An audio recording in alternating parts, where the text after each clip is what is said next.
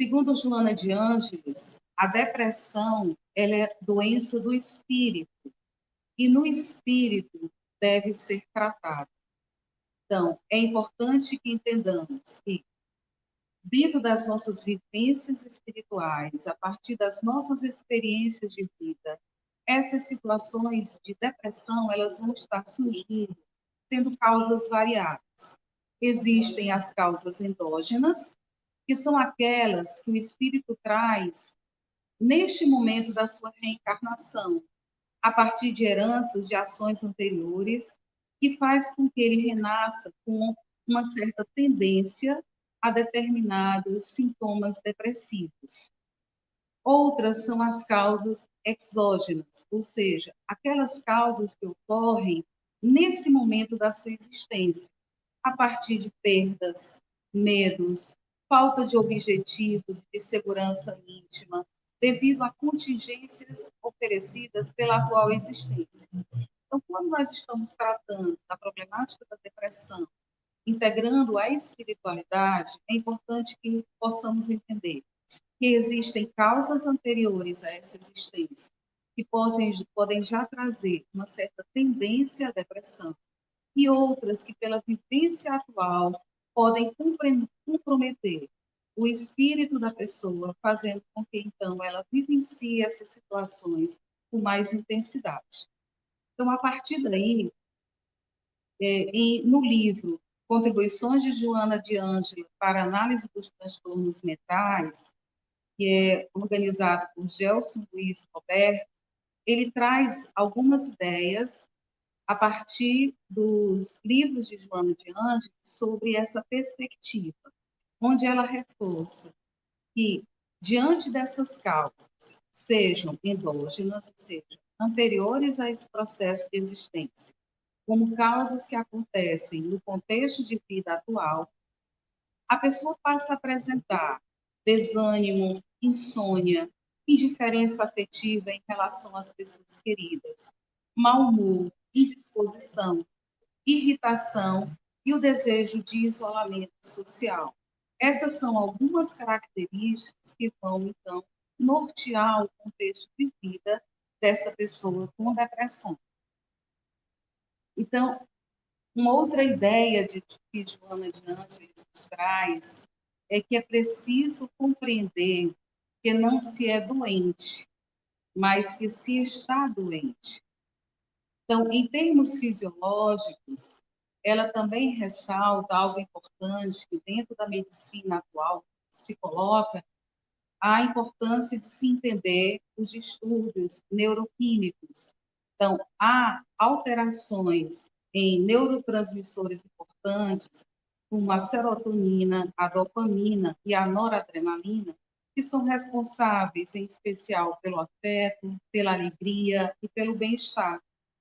E que nas situações de depressão ocorrem, então, alterações desses neurotransmissores. Por isso, a importância da medicação antidepressiva, que vai agir diretamente a nível do sistema nervoso central, atuando nos neurotransmissores. Tá? Então, Joana de Ângeles ela reforça que a depressão ela pode oferecer também campo à instalação de quadros obsessivos, pelas vibrações características da dor emocional, que encontrará, então, seus equivalentes no plano espiritual. Então, em situações em que a pessoa esteja apresentando sintomas depressivos mais sérios, esta pessoa, por faixas vibratórias semelhantes, pode atrair, então, quadros obsessores. Como também ocorrem em situações de quadros obsessores prolongados, que esses quadros possam levar a alterações nas organizações fisiológicas, provocando sintomas equivalentes aos dos transtornos depressivos. Então, quando nós falamos, então, dentro dessa visão da depressão e da espiritualidade, é importante que possamos entender que esses dois aspectos eles estão interligados.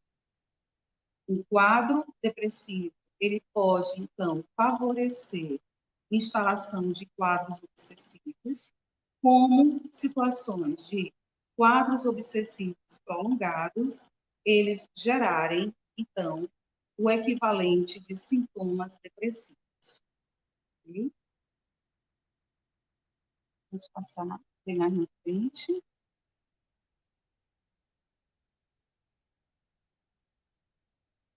Vamos passar.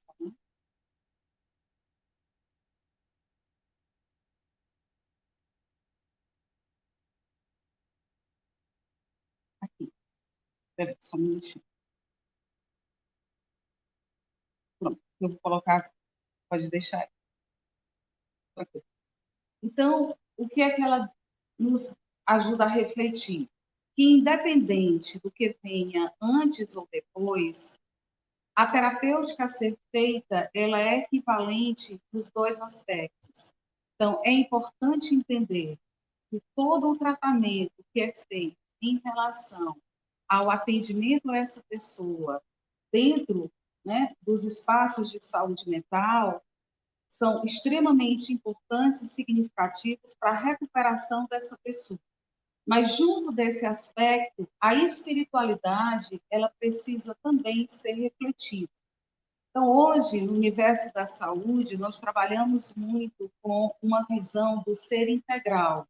Na visão do ser integral, nós vemos um modelo que é chamado biopsicossócio-espiritual. Ou seja, entender esse universo da depressão e de outros transtornos mentais implica em entendermos aspectos que influenciam no biológico da pessoa, no psicológico, a nível da dinâmica social dessa pessoa e do quanto essa pessoa é capaz também de buscar o seu caminho espiritual. Então, a finalidade da experiência da depressão, segundo Joana de Ângeles, não é a dor e o sofrimento, mas sim o encontro do ser com ele mesmo. Então, a importância desta pessoa, a partir dessa dimensão de passar por situações de maiores dificuldades, de lidar com o social, com a família, com a dinâmica de vida de uma forma geral, que essa pessoa aprenda um pouco mais a fazer reflexões, a refazer observações e traçar novos rumos para a sua vida. Então, todo aquele que atravessa a depressão, mantendo-se resolvido a superar a si mesmo, consegue alcançar paz e alegria de viver. Mas para isso, essa pessoa precisa se conhecer, essa pessoa precisa buscar, muitas vezes, uma ajuda psicológica, uma ajuda psiquiátrica, uma ajuda de uma equipe capacitada para o ajudar no cotidiano de vida a enfrentar as várias situações existentes. E, nesse sentido, a concentração mental nos ideais do bem lentamente preenche esse vazio existencial, que é uma característica muito forte dos processos depressivos. E esse preenchimento desse vazio existencial também vai estimular os neurônios nas sinapses, restabelecendo o ritmo e a produção dos neuropeptídeos responsáveis pela alegria e a dinâmica da existência. Então, existem questões em que o uso da medicação psiquiátrica se faz necessária para ajudar essa pessoa a superar determinadas situações no seu contexto de vida, mas existem outros aspectos da sua vida que são extremamente significativos e que a pessoa precisa buscar na ajuda ao outro, no contato com outras pessoas, rompendo essa dinâmica, então, da depressão.